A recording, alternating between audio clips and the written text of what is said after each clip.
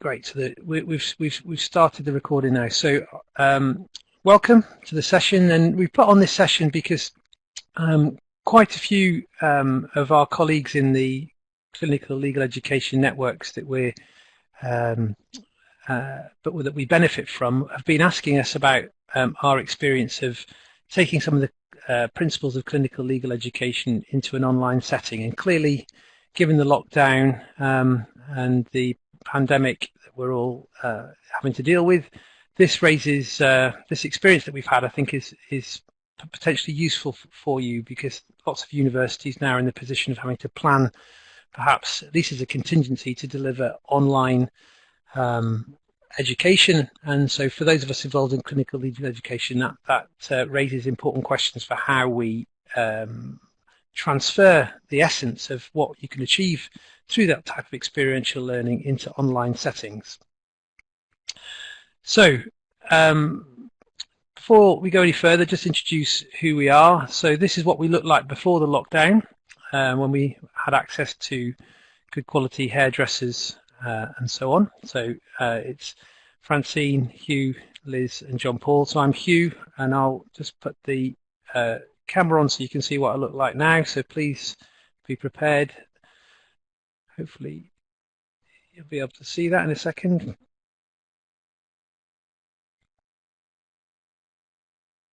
Okay.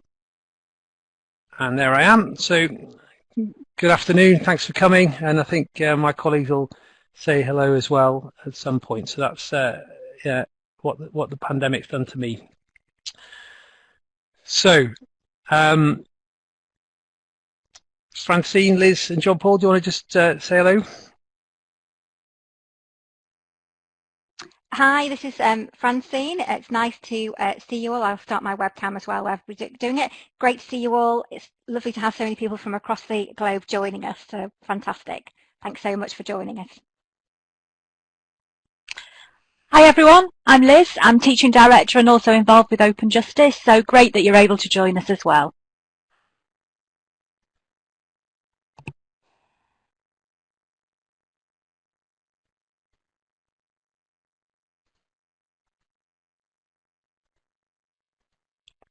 Okay, so I'm sure John Paul will say hello at some point. He is here keeping an eye on the chat box for us. Good, so that's who we are, and this is about our projects. This is what we're going to be discussing as the afternoon develops. We'll spend a few minutes talking about the context of why we at the Open University set up the Open Justice Centre, and some of the context in which we're operating, so you can understand why it was we came about to take some of the clinical legal education projects that are run elsewhere at different universities into our distance learning or online setting. We'll explain what those projects are. They're not all online projects, but we'll focus, obviously, for the purposes of today, mostly on how we've developed online projects for this purpose. And then hopefully this will be probably the most useful bit for you, is we'll discuss, what we've learned, what we wish we'd known when we were starting out about how you successfully take clinical legal education into an online setting. And we'll spend a bit of time addressing the issue of assessment, because that's something we particularly struggle with to begin with, to see how you could properly assess these types of activities to incorporate them within a credit-bearing module as part of an undergraduate law degree. So that's what's in store for you. And as I said, at the end of the session, after about 40-45 minutes, there'll be time for you to ask questions, and we will activate your mics for that purpose. But you can also make comments and ask questions during the presentation using the chat box, which between us will monitor as we go. So I'll start off by giving a bit of context, and then Francine will talk about various aspects, and so will Liz. So you won't have to listen to me for the whole session. So a bit about the context then. The university we work in, some of you will be aware, some of you won't, is the Open University, and it's the known for being a distance learning university. Started about 50 years ago. And it's an open access university in the sense that we're open to people, places, methods and ideas, and what that practically means for running a law program is that we're open access, so students don't have to have any prior qualifications before studying with us, and we deliver our courses at a distance. There is some face-to-face tuition, but broadly speaking, we interact with our students at a distance. It used to be the case we'd send them hard copy books, but now we do it via online platforms. Now, we're a big law school in terms of student numbers. We're up to around 7,000 or 8,000 students. Our clinical legal education projects are mainly delivered via a particular module, but we also offer projects on an extracurricular basis. So we deal with roughly about 250 or so students a year, some on the module and some on an extracurricular basis. We started planning the projects in the centre in 2016, so it's fairly new, and the projects came live after a pilot phase in 2017, and that's when the module started.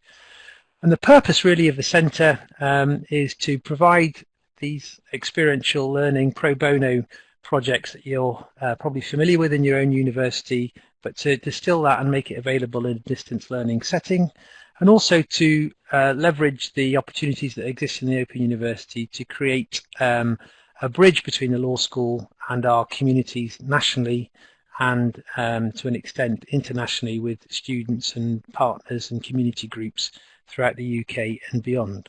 So what's been unique about what we've done, and I think this is where the experience is useful, is that we've tried to take the essence of what clinical legal education can do into an online setting. So to do that, we've had to think creatively about how technology can be used to facilitate especially collaborative community-based group work.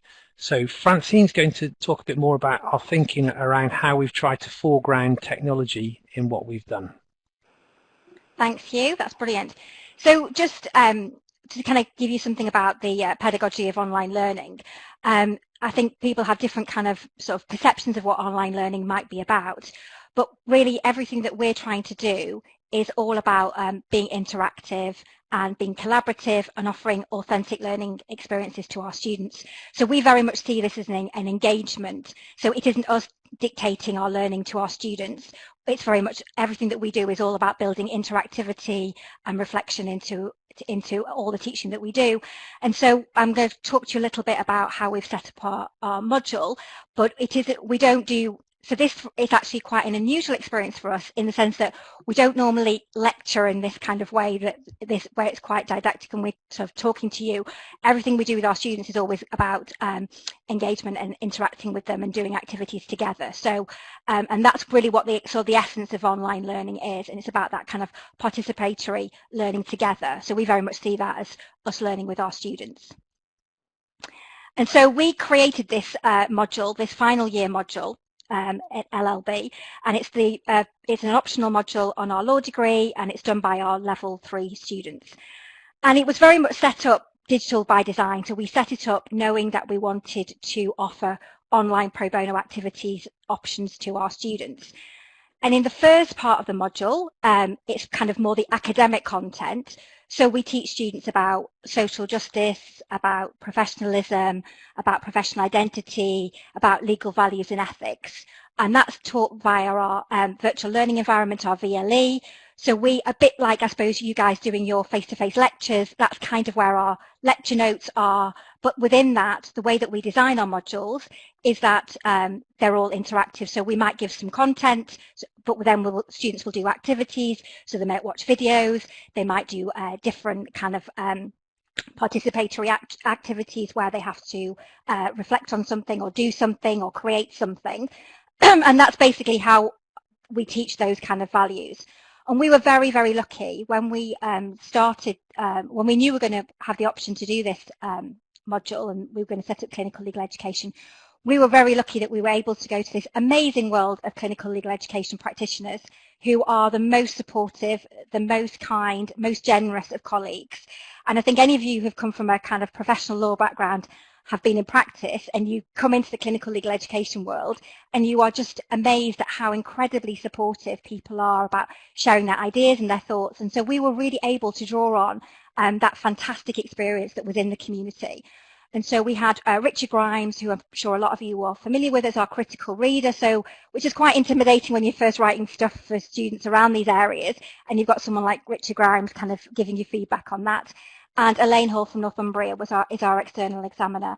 And so we were able to draw on some really fantastic people to support us with the development of this module. So that's the first thing the students do in the first part of the module. They kind of learn what we call the more academic substantive law principles. And then the second part, they go and do a pro bono activity, and we're going to explain some of those activities that students can choose from.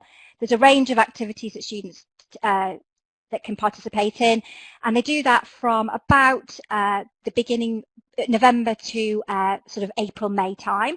So they have quite a really good solid opportunity to really engage in those activities, and they're doing them collaboratively, they're doing them in groups, and they are doing them with people they have never met probably before. So one of the things that we have to resolve with our design is that our students generally haven't met each other. Most of them haven't met us either. So we're going to talk about sort of that building that kind of trust and rapport. And they're all at a distance from each other, sometimes across nationally. So then we have students in Wales, students in Scotland, students in London, and sometimes internationally as well. And we assess, and we're going to talk a lot more about assessment later on via critical reflection. So again, we've had some really great support from some other colleagues about developing critical reflection within our module, which is for us is absolutely integral to clinical education experiences. Okie doke. So I think I might have just going to flip back and think, because I think we might have missed, might have missed the slide. But I think just again to give you the context of that, this was all kind of grounded in the opportunity that we had to think about the sort of changes in the way that legal practice is being developed and kind of technology generally within legal practice, but also technology within the wider working world. So our students are all going to work in worlds where they're going to be involved in technology. And so we wanted to think about as well some of those skills that we think that students might need going into the world of work, and to think about how we can incorporate those as part of the module that we had designed. So just flipping on. Okay, so we have, these are online projects. So we will just touch on some of our face-to-face projects and a little later on. And we also kind of integrate some of our face-to-face with our online as well, which I'll just mention. But our predominantly online projects that our students get to choose from is an online virtual law clinic, which is civil cases.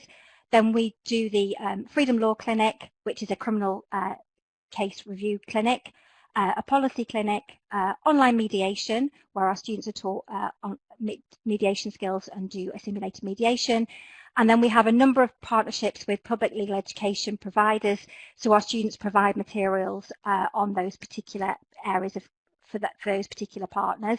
And then we have something that we call digital justice, which is about developing chatbots, smartphone apps to provide public legal education.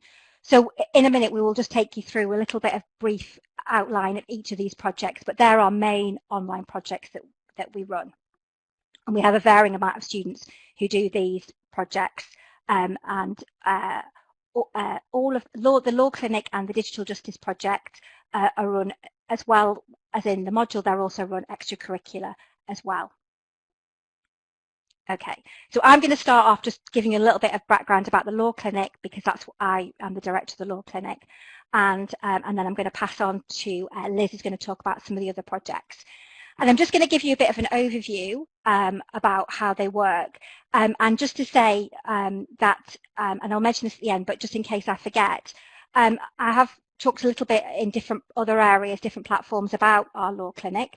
And I have spoken to probably about 7 or 8 different people from different universities about law clinics and transferring the clinic online, about Clio, which is the case management system that you can see there that we use. Obviously today I'm only going to give you a bit of an overview. If anybody has any specific questions about law clinics and about using Clio, then I'm really, really happy to have a one-to-one at any time in the next few weeks. So if you just want to pop me an email across, I can organise to give you a call and chat to you about what we do. And I'm also really, really happy to share the documents that we have. We've got some training manuals about how we use Clio. And again, I've shared those with other universities. I'm really happy to share. We take very seriously the openness of the Open University, and because people have always been really fantastically helpful to us, we want to be able to reciprocate that. So we're really, really happy to share anything that we have that might be of use to you guys. So if you have other questions more specifically about clinics and Clio that we're not going to cover today, please do feel free to pop me an email across, and be more than delighted to give you a call and chat through things. And I've already had some fantastic conversations with other colleagues in other universities, which has been brilliant. And I would really like to think about as well how we perhaps set up a community or a way of helping each other using things like Clio and case management systems, because frankly, we don't need to be reinventing the wheel. And so if we can all help and share and make it a lot easier for each other, then I think we've got a great opportunity to do that. So that's just a bit of an aside before I forgot. So just to say that that's what we do. We set up our clinic right from the start to be an online only clinic, because obviously our students are all at a distance and we don't have any students in Milton Keynes, where the home of the Open University. And obviously, we didn't have the opportunity to work in a particular community. So basically, anybody with an internet connection can access our clinic. And we cover things like contract tort, consumer law, employment, a tiny little bit of family, data protection stuff, those kind of areas. I think I would be I want to stress that an online clinic is not a replacement for a face-to-face clinic. There are certain cases, there's certain types of clients where only a face-to-face clinic is appropriate, and I think that's really, really important. And I think technology is incredible, and we can do things virtually, but it's also really important to stress that I don't think a virtual law clinic is a replacement for face-to-face clinics. I think there are ways that you can combine the two, which I will mention later on. But I do think it's really important to stress that we don't want to ever put the message out that we think that virtual clinics is the only way to go. I think vulnerable clients and certain types of cases need that, and I think it's really important to perhaps think about ways in which we can prioritise those clients that do need face-to-face law clinics, and think about what we can do online that's appropriate and what we can do in a face-to-face setting that's appropriate. So everything we use is through our case management system. So the clients come to us via our website, they fill in a form, tell us what their legal problem is. It comes to a clinic mailbox, which I triage. If we can assist, it will come into our clinic and it will come via our case management system. If we can't assist, then we always signpost and provide resources to other organisations that can help people. The thing about only getting your inquiries via the internet is you get some weird and wacky stuff. I mean, some of the things that I've seen have been frankly quite enlightening. And you tend to get probably slightly more complicated types of cases that perhaps you wouldn't see in a face-to-face clinic, because people generally who can use the internet may be more able to resolve more basic legal queries. And so sometimes some of the stuff that comes through to us is pretty complex. I have been utterly surprised at some of the value of some of the cases that people have asked us to look at. So we've had, I think I've probably mentioned this in other sessions, but we've had people asking for advice on their contracts that are worth like £500,000. I mean, these are law students. Sometimes I wonder what people read about the messaging that we sent. So there is something quite interesting about that I would like to explore through some research at some point. And obviously, it is more difficult because obviously, in terms of the social welfare stuff, those are kind of cases that sometimes we don't see, because probably those people find it more difficult to use a computer, or that this is not the right kind of setting for them. Having said that, we have dealt with lots of clients who have had disabilities, who can't access, who live in remote locations, and are incredibly grateful for this opportunity to be able to interact with law students and get advice in this way. So from that point of view, I think we're offering a really important service to those people who are remote or who perhaps can't access a face-to-face clinic. And everything that we do, everything we manage is through the case management system. So our students interview via Adobe Connect. So this platform, we use video for that. We offer appointments flexibly around clients' availability, so we do evenings and weekends. And then the students take that case go away, they research it, they provide a letter of advice, which is supervised by a qualified solicitor. We're advice only. We don't offer a case representation service at this stage. And one of the things that we think is really important, and I'm sure exactly why lots of other clinics are moving to Clio and on other types of case management systems, is that we want to give our students that ability to understand how case management systems work and to work in that kind of way. We're also incredibly passionate about making sure that our students have the same opportunities as other students in other universities, and for lots of our students, they don't have networks. They don't come from families where people have been solicitors or barristers, and so we want to really make sure that we're giving them those skills and attributes that can really help them if they want to move into legal practice. And having that opportunity to use a case management system, we've already had feedback from our students to say they've been able to use that in an interview, and they've been able to showcase what they've done and talk about that, and that's been really helpful. So, you know, for us, that's also part of the kind of the experience of using the technology in that kind of way. But we work in a very similar way, I'm sure, to those of you that offer a face-to-face law clinic, except it's just online and all our supervision is online. And one of the advantages is if you're using external supervision is that obviously if you're using a case management system, it is perhaps easier for your external solicitors to access the case management system at their time of their convenience and to be able to supervise and help you in that way. So there are some advantages in that way as well. Okay, so that's the kind of the law clinic that we run, and we also run this other project called Digital Justice. So we also wanted to investigate how we could think about different forms of technology to address unmet need. And I know that I can see that there are colleagues from London South Bank in the audience who've also been involved in this. I think there might be colleagues from York who I know who were involved in using these types of technologies, who have got also probably lots that can add to this conversation. We started off with this we've actually used our second version of the project. So the first time we used the project, we got our students to build a smartphone app. You can see little shots of it here to help with employment law. And really we wanted to challenge our students to think about this intersection between law and technology, to think about legal design, user design.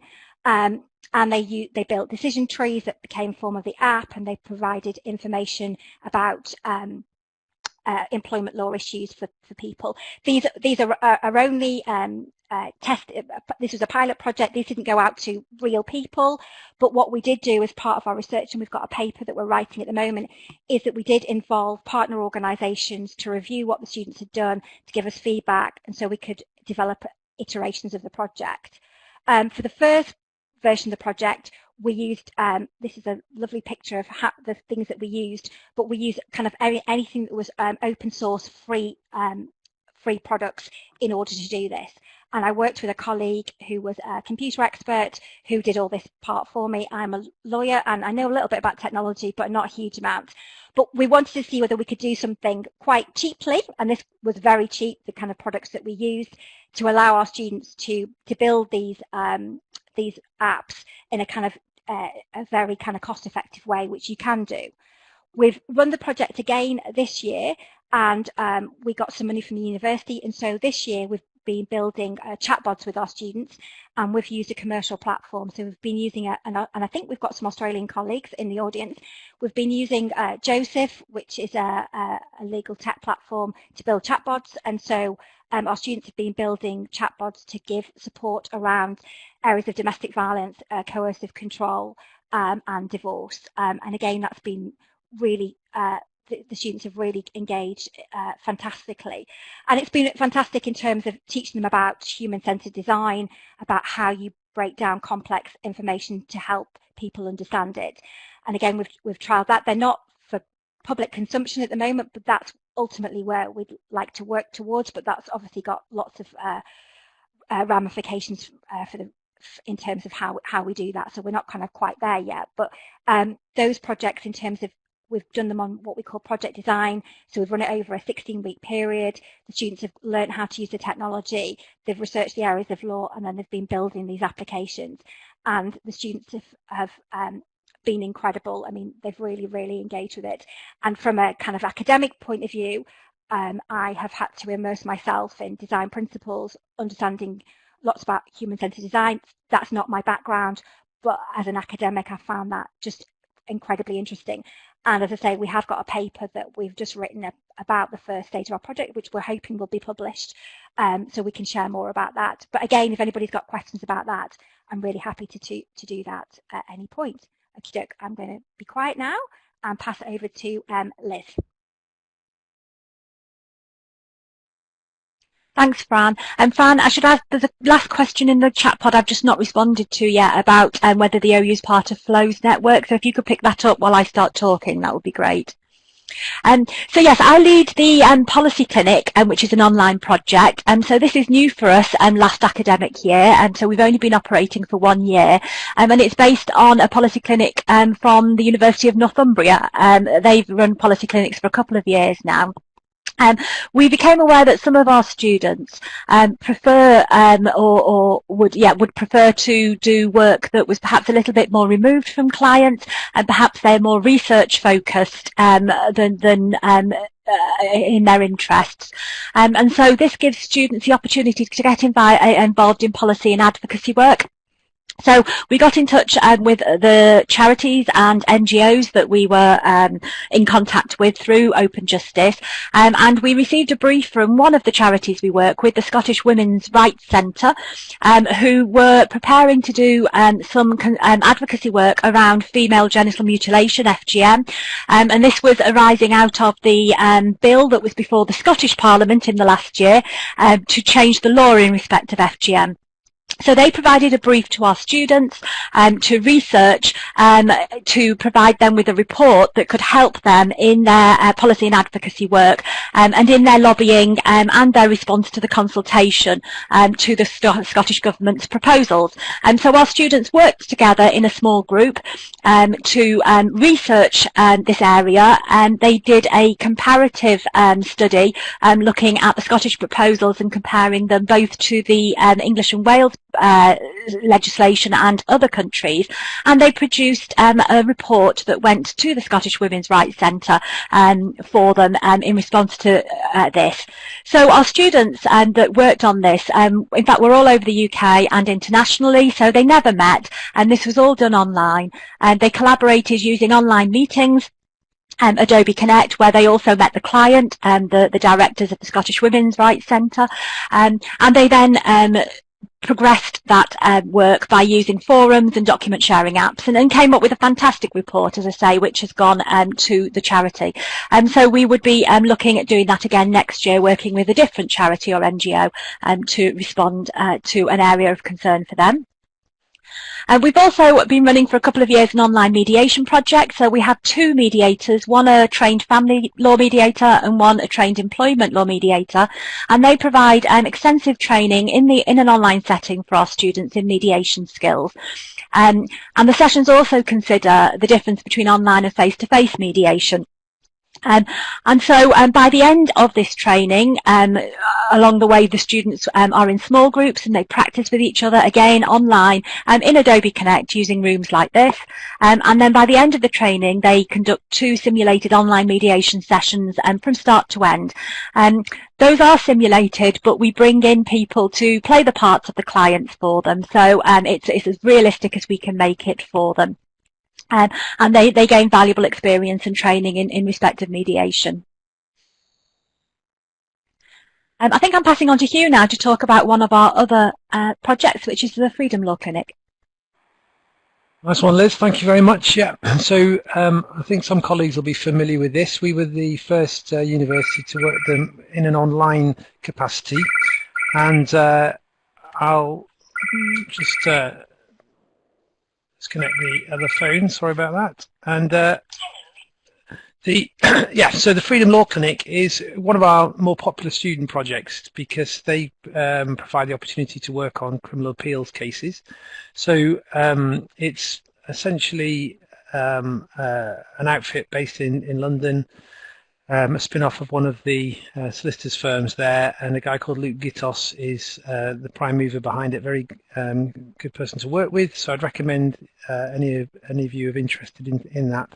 So I don't know on the chat box, has anyone got to send their students to this project? So I'd recommend that. But they are running a looking at a project at the moment on the impact of the COVID legislation on civil liberties. So they're quite reactive, and the main work is on criminal appeals. So quite popular with the students, but it's quite good for us because students can work online. They use the Slack platform and work on reviewing criminal appeals. So basically to see if there's a grounds for launching an appeal for people who've received a conviction and are still protesting their innocence. So that's the essence of that.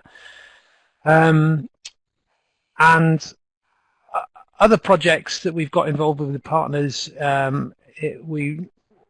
around developing public legal education resources. So some of our students would, rather than work directly with the client, they would get a brief from a partner to develop resources for their particular client group. So one organisation that you might be familiar with is Young Citizens. They used to be known as the Citizenship Foundation, and we've done work with them where our students, under our supervision, review and augment their legal education resources for their client groups. So I think what the theme is around this is that what we've discovered is that the importance of building partnerships for developing opportunities has really been invaluable for us.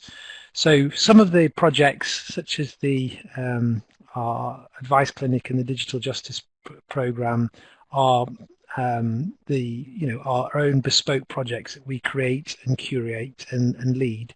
But we've learned that to be effective and to offer a full range of opportunities for our students, and our students have got different backgrounds, different amounts of time available, different aspirations, that if we've gained real value, I think, from working with partners in different contexts.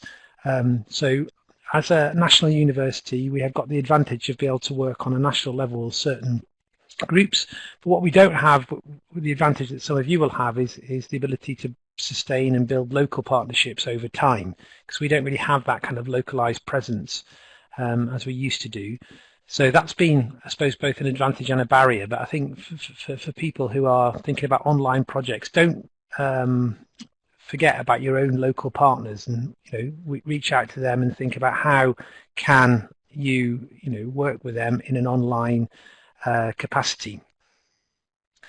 So just want to highlight as well that the work that we do, although our focus in today's session is showing you how we've used technology and we've used and developed specific and bespoke online projects, quite often what we've tried to do as well is engage our students in face-to-face activities. Now, what's interesting about those, I think, from your perspective, perhaps if you're used to doing these activities, is not the content of the project themselves, but we support those projects at a distance and using online tuition methods. So, for example, we run projects, again, with a national partner called the St Giles Trust in about half a dozen prisons a year throughout England and Wales. We run street law projects in schools. We send students to be interns in citizens advice and support their work. We've got a very productive relationship with Support Through Court, which is a national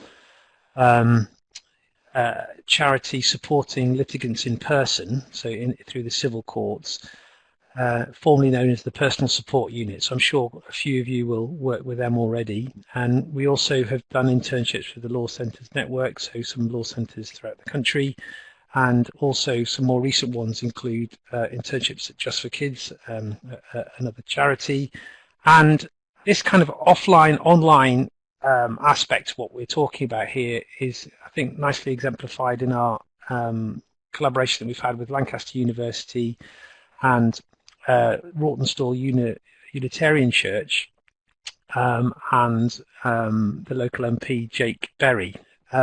So that project's quite interesting, I think, because it involves a pop-up face-to-face advice clinic in Rawtenstall, hosted by the Rawtenstall Unitarian Church in collaboration with the local MP. And so Lancaster University academics and students, Open University academics and students, hosted by a local church in collaboration with the local MP, offer legal pop-ups. So you have the face-to-face, boots on the ground engagement, but the some of the actual delivery of the legal advice is researched and done at a distance online. So you've got this kind of model that we're developing where it isn't a binary online offline, and I think it's important that we kind of emphasize that, because we as Francine was saying about the advice clinic, what we're not proposing is that the online activities are as good as face-to-face activities. They're different, and I think there are different opportunities. But what we've tried to do is develop partnerships that will work, really for the good of the client, if you like, in terms of our partners and the clients that they serve. And sometimes that can have an online aspect, but sometimes it can work face-to-face as well. But all of these projects are running all over the country. And what we've managed to do is build a framework through the online supervision systems that we have through the framework of the module, which is delivered online, to allow us to supervise and to provide these opportunities for students, in their localities sometimes, and also supplement those with online activities and online engagement. So that's really been the principle behind it. So this is the bit where we, confess how we've had some anxious moments and things we've learned, and some of the principles we'd like to share with you. So things that we someone had told us at the start. So I think, Francine, it's back to you, isn't it? Yeah, I just wanted to say that I think Catherine and Sadie, who from Lancaster, who we had the joy of working with on our project in Rottenstall, are also in the meeting today. And I have to say that was an incredibly fruitful partnership, and we're hoping to run that again. So we're open to working with any other university, because obviously we're national, and we've got students all over the country. And so we're really open to working with any other university if you've got projects where we can support or send students and then take some of that back into an online setting. We'd be really, really happy to talk to anybody about that, because it was a real joy, and we learned so much working with Catherine and Sadie and the team at Lancaster, and it was really brilliant for our students as well to engage with their students and vice versa. So I just want to kind of credit them for the fantastic way that we all worked together as a team, and it was really good. So starting this project, when Hugh and I and Liz kind of started this, people, when we talked to people about what we were going to do, I think a lot of people thought we were a bit mad and a bit crazy and how we were going to do it. And I guess we've always kind of just thought, well, a lot of these things, you think and you prepare, and we did, and we risk assessed and we thought about everything. But to some extent, you just kind of have to get on and do it, and then work out where the issues are and kind of and deal with them. So what I would say and these some of the comments that we're going to make, and I think Liz will touch on this, we're not saying these are just things that happen in an online environment. We absolutely recognise that these are things that happen in a face-to-face environment as well. I think they're just probably accentuated and a bit more complicated sometimes in an online environment for various different reasons. We've also got a very different student body, perhaps to some of you in the meeting today. So I think I popped in the chat box. Our students are range from 18 to 80. They're all working and have caring responsibilities, or juggling all of those things as well as being a student. And what that does bring us, though, is this fantastic life experience that we can draw on. So we do have students who who are older, who may have a bit more time, and vice versa. So that's another thing that we have to manage. Perhaps that might be slightly different, I don't know, to the dynamics. If everybody has a different dynamic in terms of their student groups. But in an online group, particularly when the students haven't met each other, you do need to give them lots and lots of guidance and support, and you have to be really clear about what it is and how they're going to do stuff in a way that sometimes you worry that you don't want to sound patronizing because it seems really obvious, but actually sometimes it's the obvious things that you don't do that actually you need to do. So, for example, when on digital justice, those students are, they've never met each other probably before. And so one of the things that we suggested is that they set up a little WhatsApp groups, talk to each other. And we actually have to say, can somebody put their hand up? We do it in an online meeting. Can you put your hand up and say who's going to set up the WhatsApp group? Because everybody's terribly polite and everybody's kind of waiting for everyone else to do it. So you have to say, right, okay, and so you also have to then manage and set expectations. So the whole thing about, I don't know about your world, but I guess that we all live in a world now with email and instant response, and people kind of expect that as soon as you send an email, you'll get a response straight back. And what's really important when you're only communicating generally online is that you manage and set those expectations right at the start. So we really encourage students to share a bit about what their background is, where they can, about, you know, where they're working, whether they've got caring responsibilities, so that everybody kind of is reasonable and gives people credit for the fact that they might not be able to respond at a certain time. Or it might be that some students do want to respond at 4 o'clock in the morning, and then that's absolutely fine, but they're not expecting a response back at 4:30 in the morning.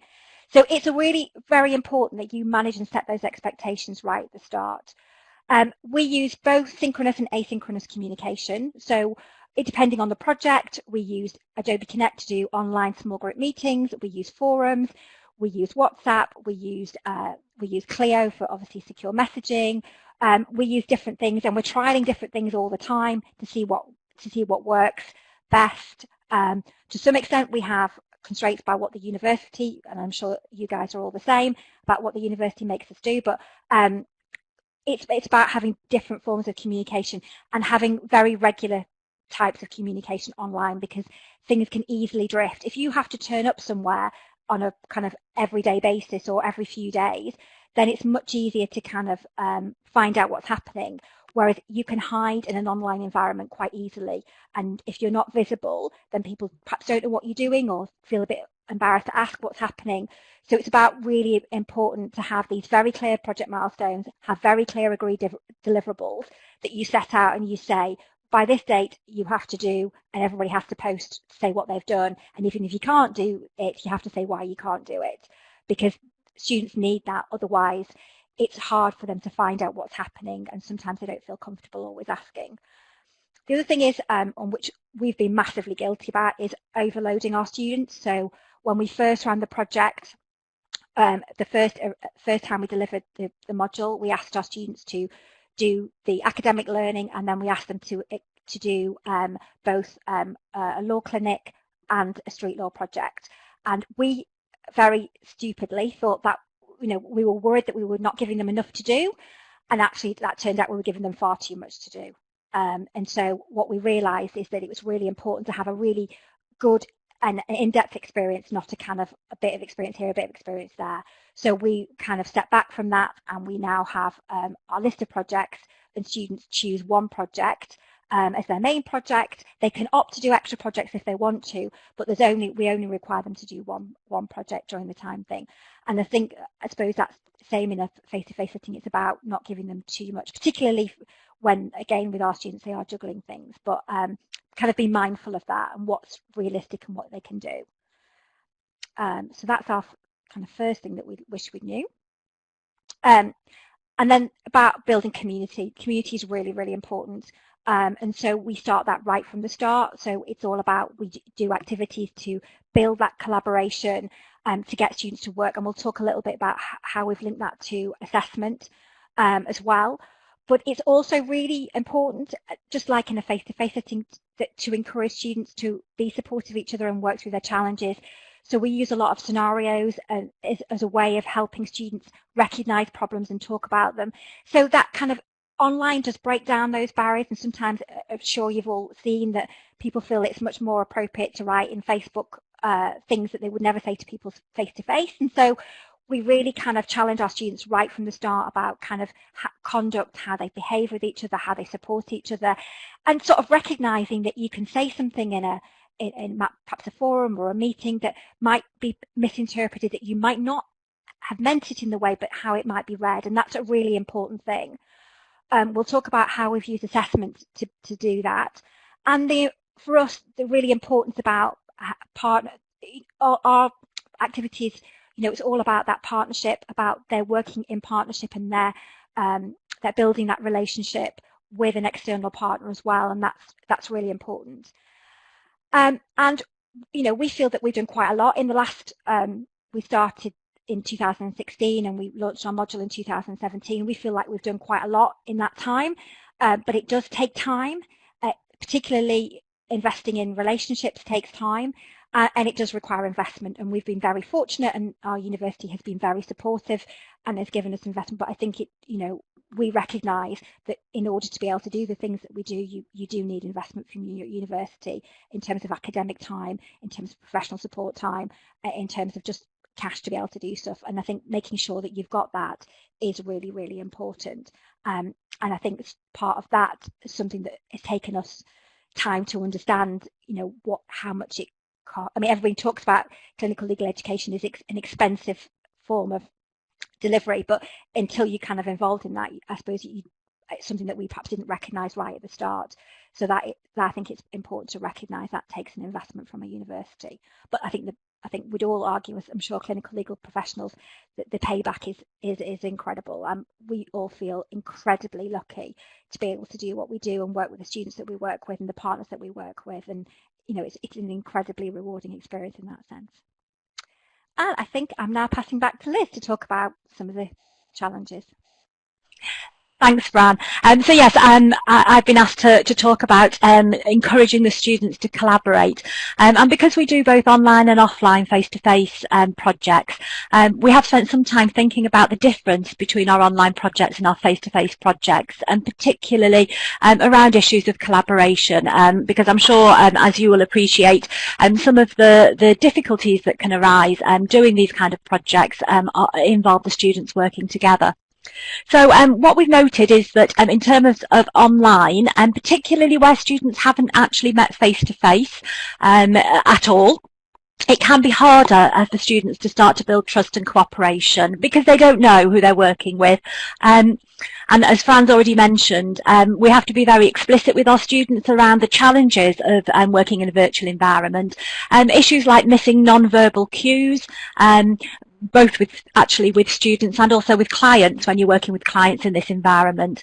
Issues around delays in communication and miscommunications, and where students sometimes can think another student is saying something or meaning something, or perhaps isn't interested in a particular project, where it's a complete misunderstanding. So we encourage them to be as explicit as possible in their communications with each other and in agreeing how they're going to work together. It can be slightly harder. Maybe not harder, it takes longer perhaps to build rapport and teamwork in that online environment.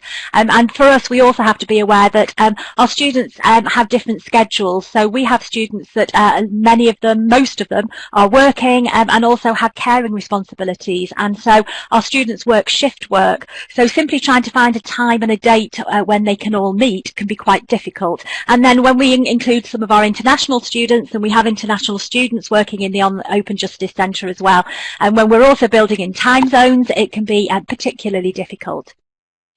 Some things are the same with online and face-to-face. Students sometimes just don't get along.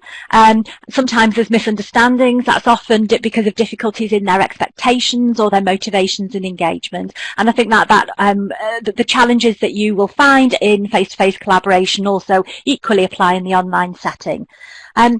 The other things we've noted about online is that some students, and we've touched on this before, particularly students with disabilities and students with caring responsibilities who find it difficult to commit to things out of the home, students with shift patterns, a type of work that involves shift patterns, or who are geographically remote as well, actually find it easier to participate in an online project than they would in a face-to-face project. And because there's more opportunity to work around their other commitments. We provide opportunities to collaborate synchronously and asynchronously, and the asynchronous stuff can be really helpful for students to work around those commitments. I mean, we've also found it a really flexible way to work with external partners, and a lot of our external partners actually prefer online because it's less time consuming for them, less expensive. They don't have to come to meet our students in that face-to-face environment. So our partners often quite will prefer online collaboration. So we've put a lot of thought and resources into supporting that online collaboration for our students. We're trying to build their capacity to do that. So we use a range of different collaboration tools.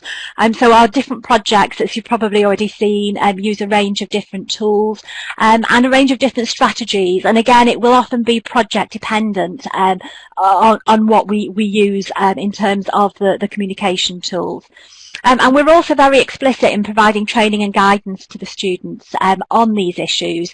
Fran's already mentioned, and we find the use of problem scenarios particularly helpful for students to work through how they would address an issue before they actually get to that point. And we're fortunate because we've now been operating a number of years and that we have examples that we can use from previous years with students to talk through how they may want to develop their collaboration together and avoid some of the problems that can arise. And so we're really keen on scaffolding collaboration for our students through the projects. So the projects start, and most of the projects involve students because of the numbers that we're dealing with. We put them into small groups, and those small groups can be anything between 3 and 7 or 8 students, depending upon the project. So we start with asking them to write a team agreement together. So it gives them something to collaborate about that's fairly low stakes, but also sets the tone for collaboration, and that'll include assigning roles and responsibilities, agreeing communication and how to resolve disputes. And we encourage them to do that on our credit bearing module and by incorporating this as part of the first assignment they have to do on the module. The team agreement itself isn't marked, but they have to submit the team agreement with the assignment. What is marked is their individual reflection on that process of collaborating to reach that team agreement. We then have small group online meetings with the tutors that are supporting them in the projects, and initially the tutor will take more of a leading role in those meetings and will model effective online collaboration for the students, and then start to take a more backward step and allow the students to lead those meetings, and hopefully what we find is that they will then copy the behaviour that's been modelled by the tutor. So for us, the involvement of our tutors and the role model they can provide is really important for helping students understand what's appropriate behaviour in the online sphere. We continue to scaffold it through assessment. So we have an assessment that comes about two and a half months after the projects start, where they're asked to reflect on skills, including collaborative working.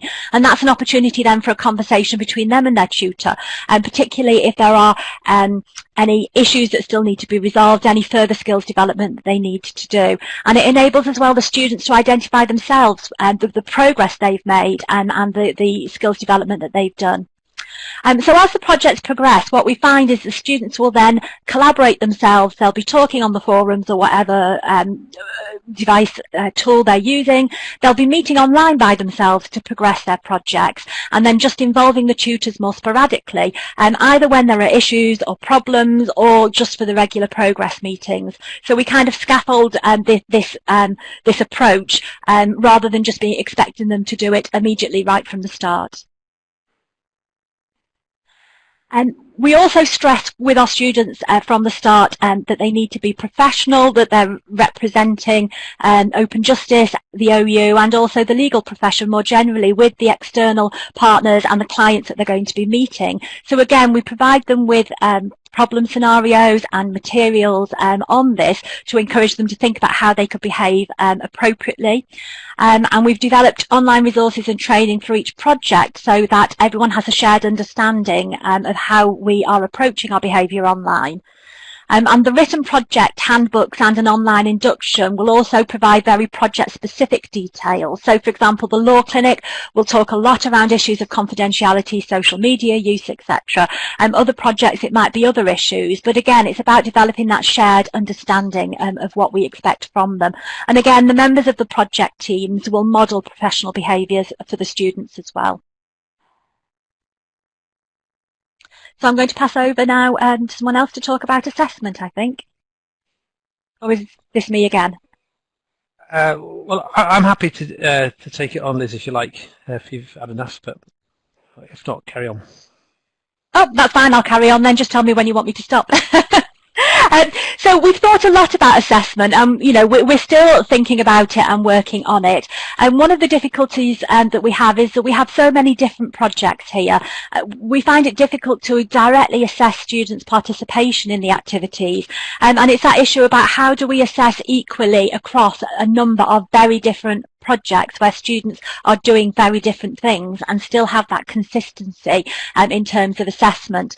So we've taken the approach to date that we do not assess directly the students' participation or output from the projects, and because of the concerns we have over ensuring a consistent approach.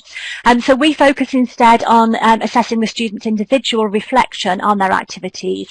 So our main form of assessment is the end of module assessment, which is a 3,000 word critical reflection on pro bono activities.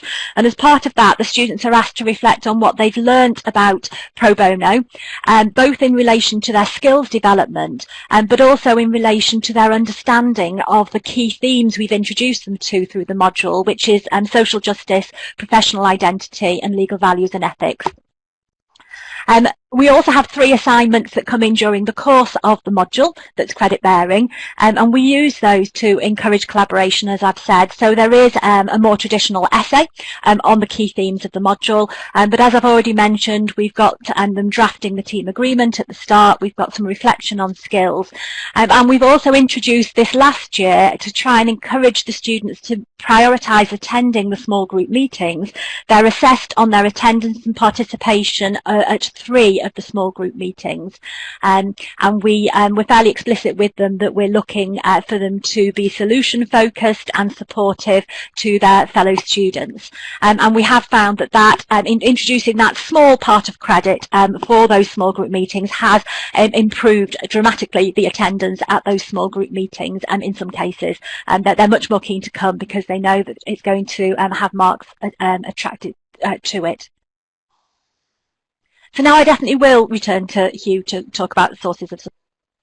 Liz, sterling work, thank you very much. So just we're coming towards the end of it now, and just wanted to highlight a couple of points of support. There's been the chat box has been fizzing with offers of help, support, ideas for meeting up, and I noticed Claire Johnson's here from LawWorks, a sterling organisation that have helped us out a lot, and I wanted to share a link to their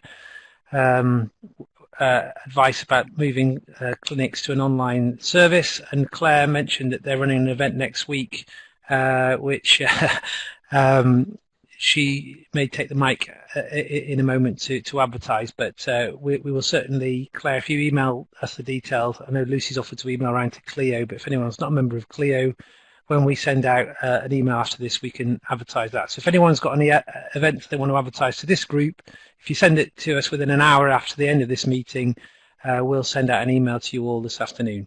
So Clio, Lucy from Clio's here, so they're a great organisation for support. ENCLE, European Network of Clinical Legal Education, has been really helpful for us, and also the Global Alliance for Justice Education. So I just wanted to make sure you were all aware of these sources of support at different levels. And also some targeted OU support. So the OU is renowned for its work with technology and education, particularly online learning in recent years, and there's a huge amount of free resources. If you are thinking of not only developing clinical legal education projects in an online environment, but also wrapping some of the way that you deliver your teaching, there's a huge amount of free advice, information, guidance for developing these materials. If you go on to OpenLearn, so that's the first link, and just search for anything on teaching online. So that's a really good resource. And we at the Open Justice Centre would like to point out that we've offered we've created in partnership with different organisations some free learning that might be useful for you or your students around different things related to practical legal issues. So we've got a collaborative project that we did with the Equality and Human Rights Commission and Advice UK, a practical guide to human rights and discrimination law, which leads to a badged course, about 5 hours worth of learning. We've just launched something to support through courts volunteers, some of which will be your students, on domestic abuse issues. So that's available as well. And also we've been working with the UN on their Education for Justice project, and that free learning around that is there. There's some great resources via that site, and we've put together an online package to help people access that more readily. So I'd encourage you to look at that. There is some great resources available on that. So in terms of getting in touch with us, those are the means of getting in touch. The key one, I suppose, is the email address, openjustice@open.ac.uk. The people have been asking about the slides, and the recording will be available on our website, lawschool/openjustice. We'll also advertise for future events and similar events on our Twitter. So anyone who's advertising events, Clio, LawWorks, if you want to tweet us or get in touch with us on the email, we can advertise it for you as well, and keep this kind of network going. And we've also got our blog there, which is a mixture of academic and student blogs around clinical legal education. So if you would like your students, it's a good outlet for your students to reflect on it, 500 to 800 words on a project they've involved in. Also, it'd be good to get some blogs up there about what it's like to take clinical legal education online. So there's I put one up there just a couple of days ago that you'll see, and it'd be good to get 4 of you involved in that. It's a good way of just sharing how things are getting on. So just to be clear then, what's going to happen after this session is that we'll email you, invite you to give a bit of feedback on today's webinar, and invite you to get in touch with us if you want any specific follow-on discussions, or you've got any particular questions, or you can suggest other ways in which we could work together. You know, so there's a whole range of things that we could suggest. If you're thinking about advice or help on setting up online courses or any of these kind of things, we can help with that.